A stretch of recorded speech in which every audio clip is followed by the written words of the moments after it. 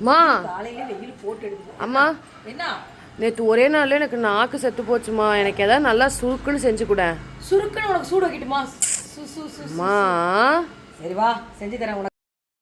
அப்படி கேட்டால் என்னோட பொண்ணுக்கு சுருக்குன்னு ஒரு சட்னி பண்ணலாமா? அடுப்பத்தை வச்சு கடாய் வச்சு கொஞ்சமாக எண்ணெய் ஊற்றி கடாயில் ஒரு கொத்து ஒரு கைப்பிடி ஒரு அரை கைப்பிடி கருவேப்பிலை, ஒரு 7-8 பச்சை மிளகா. காரத்துக்கு பச்சை மிளகா மட்டும்தான், அதனால் பச்சை மிளகா காரத்தை வந்து பார்த்து போட்டுக்கோங்க. சின்ன வெங்காயம் பெரிய வெங்காயம் கொஞ்சம் கலந்து கட்டி போட்டு அதிலே வந்து பாரு சின்ன நெல்லிக்காய் சைஸ் புளியை போட்டு கொஞ்சம் உப்பு போட்டு நல்லா வதக்கி ஃபேன் காற்றுல ஆற வச்சு மிக்ஸி ஜாரில் போட்டு நல்லா கொரகொரப்பாக அரைச்சிக்கோங்க. எந்த பதம்னு பார்த்தீங்கன்னா நான் காட்டுற பாருங்கள், அந்த பதத்தில் அரைச்சதா பாருங்கள். இந்த மாதிரி கொஞ்சம் கொரகொரப்பாக அரைச்சிட்டு இனிமேல் தான் ஹைலைட்டே இருக்குது இந்த சட்னியில்.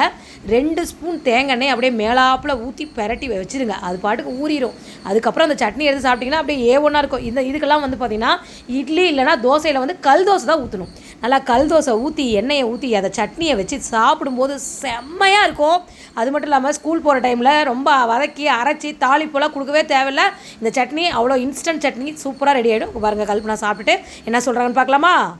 பாருங்கள் அவங்க ஃபேஸ் ரியாக்ஷன் பாருங்கள். நீங்களும் இந்த மாதிரி உங்கள் குழந்தைங்களுக்கு பிடிச்சதை செஞ்சு கொடுத்து சாப்பிட்டு பார்த்துட்டு எப்படி வந்ததுன்றதை கமெண்ட்டில் சொல்லுங்கள். பாய் பாய் பாய்.